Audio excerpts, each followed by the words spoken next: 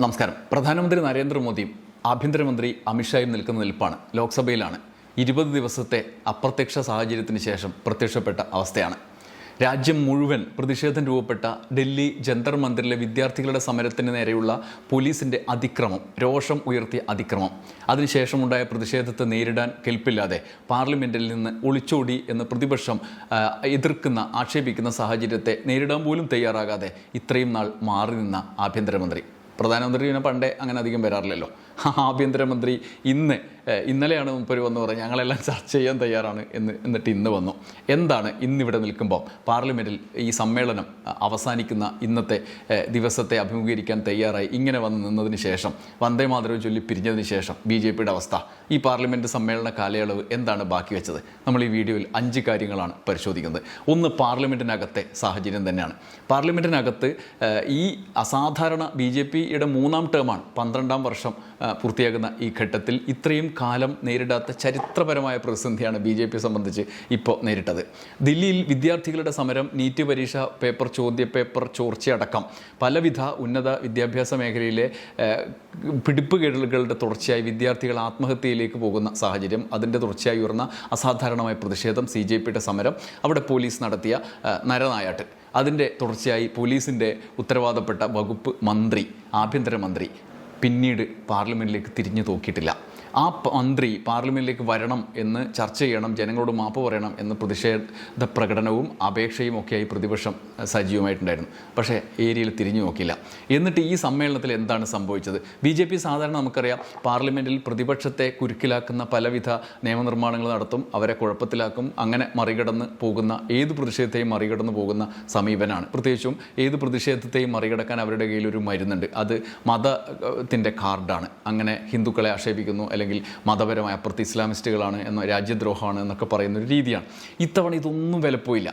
പാർലമെൻറ്റിനകത്ത് ഏറ്റവും ഒടുവിൽ 2-3 ബില്ലുകളുടെ കാര്യത്തിൽ മാത്രം, 2-3 പ്രശ്നങ്ങളുടെ കാര്യത്തിൽ മാത്രം നമ്മൾ നോക്കിയത്. ഇപ്പോൾ ഉദാഹരണത്തിന് ഏറ്റവും ഒടുവിൽ ഇന്നലെ വന്ന JPCക്ക് വിട്ട FCRA ബില്ലിൻ്റെ കാര്യം, അതായത് അസാധാരണ പ്രതിസന്ധിയാണ്.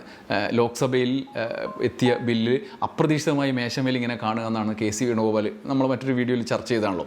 KC വേണുഗോപാലിൻ്റെ കടുത്ത എതിർപ്പ് KC വേണുഗോപാലിൻ്റെ നേതൃത്വത്തിൽ പ്രതിപക്ഷം ഉയർത്തി. ആ സാഹചര്യത്തെ മറികടക്കാൻ മറ്റു മാർഗമില്ലാതെ JPCക്ക് വിട്ട് തൽക്കാലത്തേക്ക് അവിടെ നിന്ന് തടി കഴിച്ചിലാക്കാണ് ചെയ്തത്. അങ്ങനെ ചർച്ച പോലില്ല. നമുക്കറിയാം ജമ്മു കാശ്മീർ ബില്ലൊക്കെ ഏത് മട്ടിലാണ് ഭരണഘടന ഭേദഗതി ചെയ്തതെന്ന്. അത്തരത്തിലുള്ള സമീപനങ്ങളിലേക്കൊന്നും പോകാൻ പറ്റാത്ത നിസ്സഹായമായ സാഹചര്യം. രാജ്യസഭയിലോ നിങ്ങൾ കണ്ടില്ലേ, രാജ്യസഭയിൽ രാഷ്ട്രീയമായി ഉണ്ടായ ഒരു പ്രതിസന്ധി അവർക്ക്.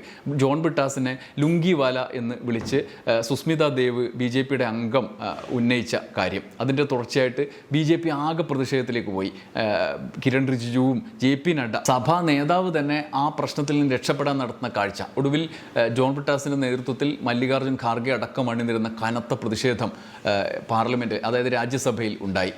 CP രാധാകൃഷ്ണന് ഒരു റൂളിംഗ് തന്നെ നടത്തേണ്ടി വന്നു BJPയുടെ അംഗത്തിൻ്റെ ഈ പ്രസ്താവനയും. നേരത്തെ ഇത്തരത്തിലുള്ള സൗത്ത് ഇന്ത്യയെ മുഴുവൻ ആക്ഷേപിക്കുന്ന വിധത്തിലുള്ള പരാമർശങ്ങൾ ഉണ്ടാകാറുണ്ട് എന്നുള്ള ഭരണപരമായി തന്നെ വലിയ വിമർശനങ്ങൾ ഈ മട്ടിൽ നേരിടുന്നുണ്ട് സർക്കാർ. പക്ഷേ ഇത് ലുങ്കിവാല എന്ന അധിക്ഷേപ പ്രയോഗത്തിലാണ്. ഒടുവിൽ മാപ്പ് പറയേണ്ടി വന്നു സുസ്മിത ദേവിന്. അത് ഭരണപരമായി BJP ഇത്രയും കാലം കൗണ്ടർ അറ്റാക്കിലൂടെ മറികടന്നതുപോലെയുള്ള ചെറിയൊരു സംഭവമാണ് അവരെ സംബന്ധിച്ച്. പക്ഷേ അതിനുപോലും അവർക്ക് കഴിയാത്ത നിസ്സഹായമായ സാഹചര്യമാണ്. ഇങ്ങനെ ഇത് 2 മാത്രമാണ് ഞാൻ പറഞ്ഞത്. ഈ സമ്മേളനം തുടങ്ങിയ കാലത്ത് മുതൽ രാഹുൽ ഗാന്ധിയുടെ നേതൃത്വത്തിൽ ഇന്ത്യ മുന്നണി, അവിടെ ഇപ്പുറത്തും ജോൺ ബിട്ടാസ് അടക്കമുള്ള അംഗങ്ങൾ, മല്ലികാർജ്ജുൻ ഖാർഗെയുടെ നേതൃത്വത്തിൽ കോൺഗ്രസ്, അങ്ങനെ ഇന്ത്യ മുന്നണി ശക്തമായ പ്രതിഷേധ വഴിയിലൂടെ മുന്നോട്ട് പോയി. എല്ലാ ദിവസവും എവിടെയാണ് ആഭ്യന്തരമന്ത്രി എന്ന ചോദ്യം ചോദിക്കേണ്ട 10-20 ദിവസം, അത് ലോകമാകെ കേട്ടു എന്നുള്ളതാണ്. ഇതാണ് പാർലമെൻറ്റിനകത്തെ അവസ്ഥ. എന്നിട്ട് ഒടുവിൽ ഇങ്ങനെ വന്ന് നിൽക്കേണ്ട അവസ്ഥ, ആരും കാണാതെ ഇത്രയും ദിവസം മാറി നിന്ന മന്ത്രി ഒടുവിൽ ഇന്നലെ പാർലമെൻറ്റ് വളപ്പിൽ പ്രത്യക്ഷപ്പെട്ടു, ഇന്ന് ലോക്സഭയ്ക്ക് അകത്ത് പ്രത്യക്ഷപ്പെട്ടു. ഇതാണ് അവസ്ഥ. പ്രധാനമന്ത്രിയും വന്നു.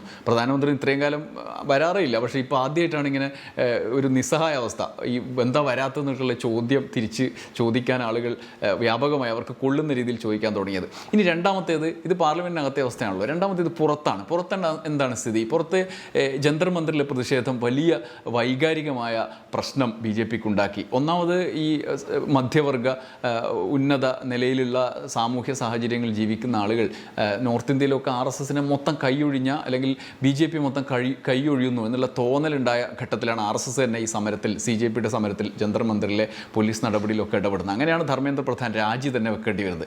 അത് അങ്ങനെ ഒരു രാജി തന്നെ ഈ ഇത്രയും മൂന്നാമത്തെ ടേമിൽ എത്തി നിൽക്കുമ്പോൾ BJPക്ക് മുമ്പില്ലായിരുന്നു. ഒരു രാഷ്ട്രീയ പ്രശ്നത്തെ അതിൻ്റെ പേരിലുണ്ടായ പ്രതിഷേധത്തിൻ്റെ തുടർച്ചയായിട്ടുള്ള ഒരു രാജി, അത് ആദ്യമായിട്ടാണ് അവരെ സംബന്ധിച്ച് ഈ കാലത്ത്, നരേന്ദ്രമോദി കാലത്ത്. അങ്ങനെയുള്ള രാജിക്ക് ശേഷവും അവർക്കതിനെ മറികടക്കാൻ കഴിഞ്ഞില്ല. CJP വലിയൊരു സമ്മർദ്ദ ശക്തിയായി ഇപ്പോഴും നിലനിൽക്കുന്നു.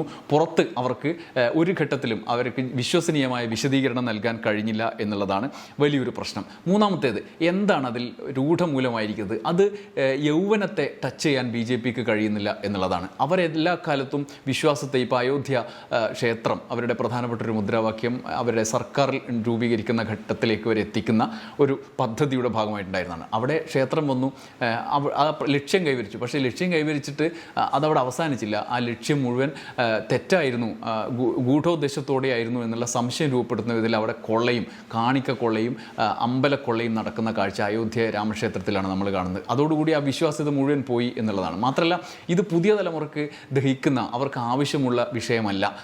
ആത്മീയതയുമായി ബന്ധപ്പെട്ട രാഷ്ട്രീയ ആഖ്യാനം, ഇതൊന്നും അവർക്ക് താല്പര്യമില്ല. പുതിയ തലമുറ, ജെൻസി തലമുറ ഏറ്റവും പ്രധാനം അവരുടെ ജീവിതവുമായി ബന്ധപ്പെട്ടാണ് എന്നാണ്. ആ തലമുറയിലേക്ക് ഒരു സ്വാധീനവും ചെലുത്താൻ കഴിയാത്തൊരു സംഘമായി BJP മാറുകയാണ്. അവിടെയാണ് ഏറ്റവും പ്രധാനപ്പെട്ട സമരത്തിൻ്റെ ഒരു ഘട്ടത്തിൽ പ്രധാനമന്ത്രി തന്നെ ഇൻസ്റ്റഗ്രാമിൽ വീഡിയോകൾ നിരന്തരമായി ചെയ്യേണ്ട സാഹചര്യം വന്നത്. പക്ഷേ അതിനും ആളുകൾ കണ്ടു, വ്യൂ കിട്ടി, മില്യൺ കണക്കിന് ആളുകളിലേക്ക് എത്തി എന്നുള്ളതിനപ്പുറത്ത് അതിന് അനുകൂല വികാരം ഉണ്ടാക്കാൻ കഴിഞ്ഞില്ല.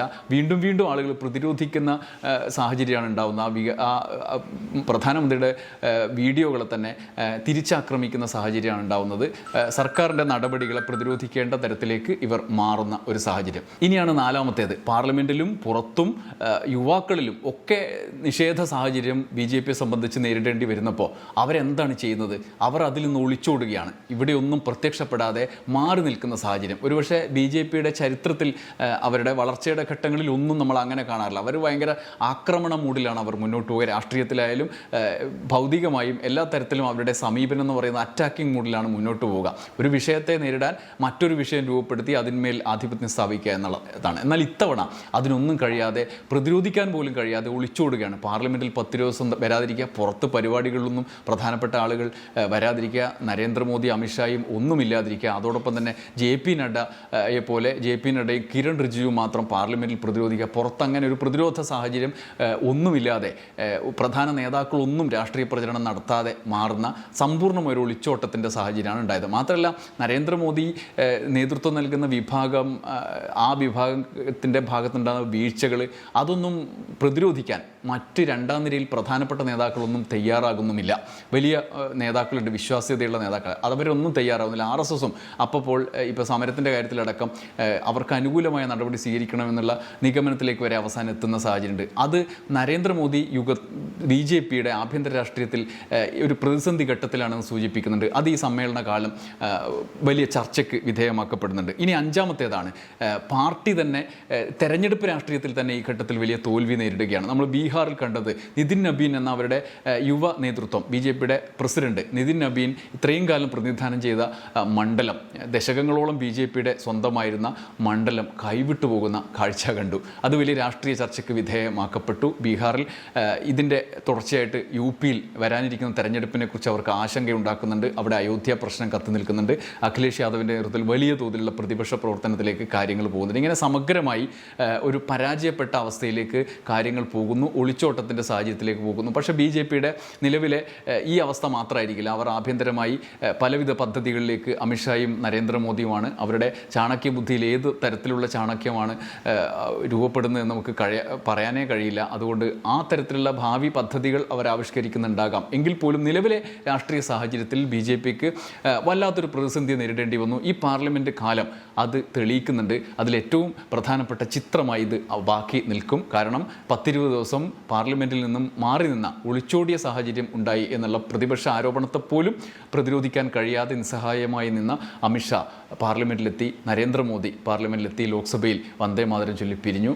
ഇനിയുള്ള BJPയുടെ രാഷ്ട്രീയ നീക്കങ്ങൾ എങ്ങനെയായിരിക്കും എന്നുള്ളത് ഉറ്റുനോക്കുകയാണ് രാഷ്ട്രീയ ലോകം. കാത്തിരുന്ന് കാണാം. നന്ദി, നമസ്കാരം.